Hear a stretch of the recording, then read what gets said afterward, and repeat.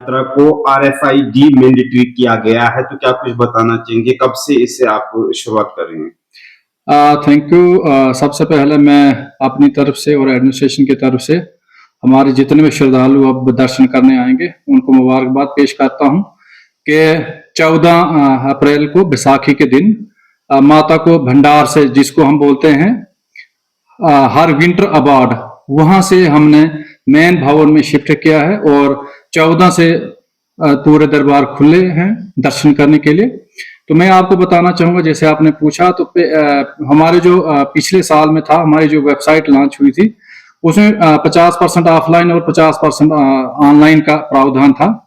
और ऑफलाइन में हम जैसे किश्तवाड़ और गुलाबगढ़ में उनको गुलाबगढ़ में था, और ऑनलाइन जो हमारा था जिसमें हमारा एक यूनिक नंबर होता था। लेकिन इस साल जो है हमारे डिवीजन कमिश्नर साहब की डायरेक्शंस और हमारे डीसी साहब की डायरेक्शन के मुताबिक इस साल हमने RFID, जिसको हम बोलते हैं रेडियो फ्रिक्वेंसी आइडेंटिफिकेशन डिवाइस, इसको 100% मैंडेटरी क्या है। इस बार जो यात्रा होगी 100% जो है ऑनलाइन आपको RFID कार्ड लेने पड़ेंगे। इसमें थोड़ा मैं बताना चाहूंगा, इसमें नंबर 1 पे हमारा 24/7 कंट्रोल रूम रहेगा। वो हमारे SDM ऑफिस में रहेगा गुलाबगढ़ में, जिसमें पूरी सर्विलेंस होगी। जो हमारे वल्नरेबल पॉइंट्स हैं, चाहे वो हमारा चुशोती का हो, चाहे वो हमोरी का हो, या बीच वाले जो रास्ते हों, जो वल्नरेबल पॉइंट होगा उसमें हम 24/7 जो होगी वो सर्विलेंस होगी। तो उसमें जो हमारे 4 जो होंगे वो ट्रैकिंग पॉइंट्स होंगे।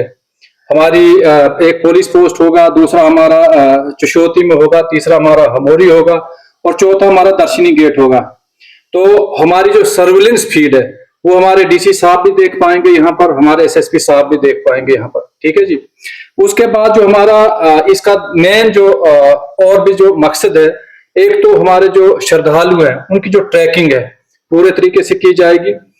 इसमें एक हाईटेक का जो वीडियो सर्विलेंस है, हाईटेक वीडियो सर्विलेंस का प्रावधान है, जिसमें हम देखेंगे जो क्राउड हमारे सपोज गुलाबगढ़ और चुशोती के बीच में कितना क्राउड है, चुशोती और हमोरी के बीच में कितना क्राउड है।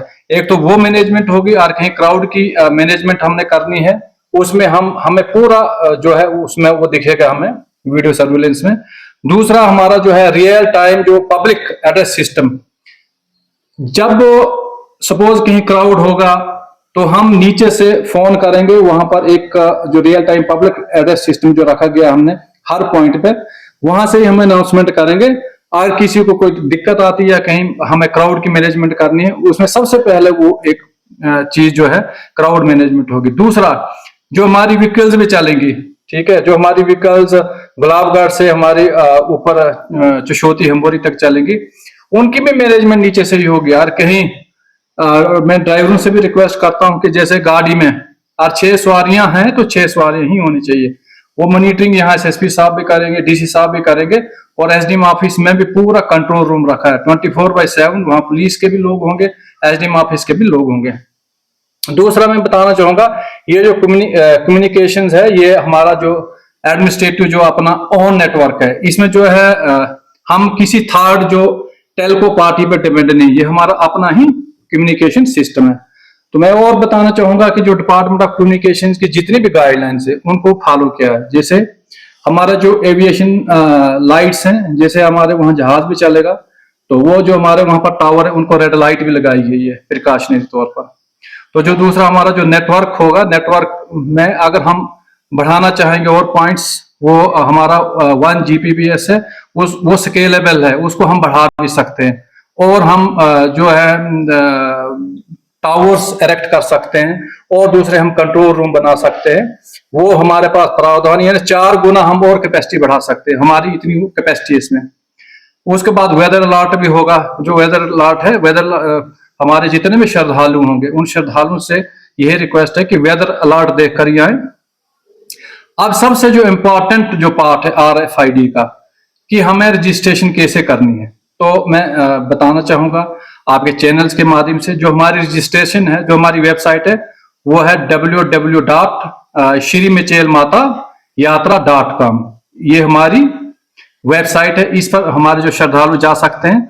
उसको जब वो लॉग इन करेंगे, उन्होंने अपना फोटो डालना उसमें, उन्होंने अपना फोन नंबर डालना और उन्होंने अपना एड्रेस डालना है। उसके बाद जब वो रजिस्टर्ड हो जाएंगे तो उसमें क्या होगा, हर यात्री को यूनिक आईडी जो नंबर है, यात्रा आईडी, यात्रा नंबर, वो मिलेगा।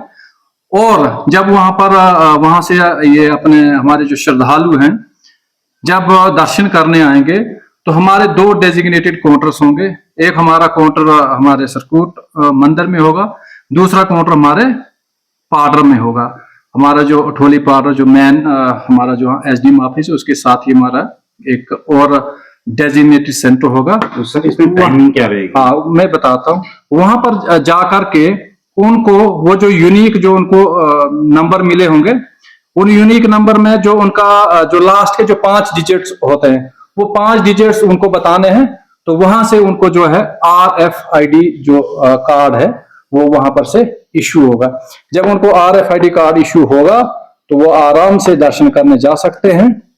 दर्शन करके एक और मैं चीज आपको बताना चाहूंगा, जब वो दर्शन करेंगे, दर्शन करके जब वो उनको वापस आना है, उस RFID कार्ड को हमारे गुलाबगढ़ पाडर में उसको दोबारा वापस करना है। तो मेरी ये रिक्वेस्ट रहेगी हमारे जितने भी श्रद्धालु हैं कि उस कार्ड को आराम से आपने लटकाना है और दर्शन करके उसको वापस जो है हमारे पाडर में उसको हमारे जो मुलाजिम होंगे उनके पास वहां पर सबमिट करना है। तो ये एक बहुत ही बड़ा इनिशिएटिव जो है डिस्ट्रिक्ट एडमिनिस्ट्रेशन ने लिया है। तो इसमें सबसे बड़ा फायदा है कि एक तो हमारे जो श्रद्धालु हैं, जो यात्री, उनकी सेफ्टी और सिक्योरिटी का मसला एक तो नंबर 1 वो है। तो दूसरा जो है हमारा ये बेनिफिट है कि जो हमारा जो क्राउड मैनेजमेंट है या हमने जो व्हीकल्स का जो मैनेजमेंट है वो भी हमारा आसानी से होगा।